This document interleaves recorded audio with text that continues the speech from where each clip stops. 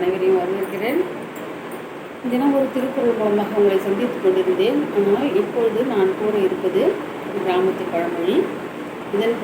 இந்த பழமொழி என்னவென்றால், மூட்டைப்பூச்சிக்கு பயந்துக்கிட்டு வீட்டை கொளுத்துறதா, மூட்டைப்பூச்சிக்கு பயந்துக்கிட்டு வீட்டை கொளுத்தலாமா அப்படின்னு சொல்கிறது தான் இந்த பழமொழி. அப்படி என்ன பண்ணிங்கன்னா, மூட்டைப்பூச்சி ஒரு சின்ன ஒரு பூச்சி, அது இந்த படுக்கையெல்லாம் நிறைய இருக்கும், நல்லா சின்ன சின்ன சந்தெல்லாம் இருக்குது இல்லையா, அதில் போய் பூந்துக்கும். முதல்ல அப்புறம் நம்ம தூங்குறப்ப ஏஞ்சி வெளியில் வந்து நல்லா நடத்துறது கடிக்கும், தூக்கமே வராது. அப்புறம் நம்ம ட்ரெஸ் எல்லாம் வேறு அந்த அந்த பூச்சியோட இப்படி பெறலும் போது அந்த ரத்தம்லாம் உறைஞ்சி ட்ரெஸ் எல்லாம் கூட நிறைய வீணாக போகும்.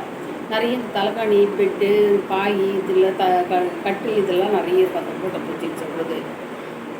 அந்த மூட்டைப்பூச்சிக்காக நம்ம என்ன பண்ணலாம், அந்த மூட்டைப்பூச்சி வெளியேற்றணும்னா அதுக்கு ஏதாவது மருந்து போடலாம், இல்லை ஸ்ப்ரே ஏதாவது அடிக்கலாம், இல்லை மூட்டைப்பூச்சி எடுத்து வெளியில் போட்டு ஒரு பேப்பரில் வச்சு அதை கொளுத்தி போட்டு அதை வந்து சாகடிக்கலாம். அந்த மாதிரி ஏதாவது பண்ணலாம். அதை விட்டுட்டு இந்த வீடு இருக்கிறதா தானே இந்த மூட்டைப்பூச்சி வருது, இந்த வீட்டையே மொத்தமாக நம்ம கொளுத்திட்டாக்கா அப்புறம் எப்படி மூட்டைப்பூச்சி வரும்னு சொல்கிறது வந்து ரொம்ப அபத்தமான ஒரு விஷயம். மூட்டைப்பூச்சிது ஒரு சின்ன பொருள், ஒரு சின்ன உயிரி. அந்த சின்ன உயிரி எப்படி கொள்ளணுமோ எப்படி நீக்கணுமோ அந்த முறையில் அந்த உயிரியை நம்ம வந்து ஹேண்டில் பண்ணணும், கையாளணும். அதை விட்டுட்டு அதுக்காக ஒரு பெரிய விஷயத்தையே அழிச்சிட்டு அது கூட சேர்ந்து இதுவும் அழிஞ்சிடும் அப்படின்னு நினைக்கிறது வந்து முட்டாள்தனம். அதுக்காக தான் இந்த பழமொழியை சொல்லுவாங்க.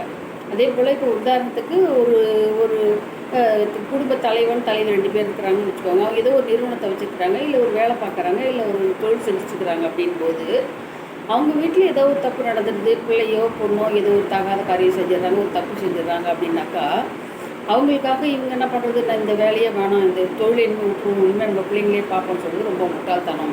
ஏன்னா அந்த பிள்ளைங்க செய்கிற தப்பு சின்ன சின்ன தப்பு தான், அதை சொல்லி திருத்தினா அந்த பிள்ளைங்க திருந்திடும்.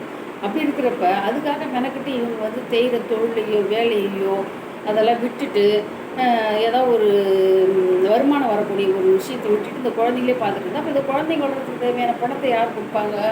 அதனால் இந்த மாதிரி கம்பேரிட்டிவ்லி வந்து நம்ம வந்து ஒரு பொருளுக்காக இன்னொரு பொருளை அழிக்கிறதோ, ஒரு பொருளுக்காக இன்னொரு பொருளை விட்டுட்டு வர்றதோ, அந்த மாதிரி விஷயங்கள் நடக்கிறப்ப தான் சொல்லுவாங்க, என்னங்க நீங்கள் இதுக்கெல்லாம் போய் பயப்படுறீங்க, மூட்டைப்பூச்சி பயந்து மூட்டை கொளுத்த முடியுமா?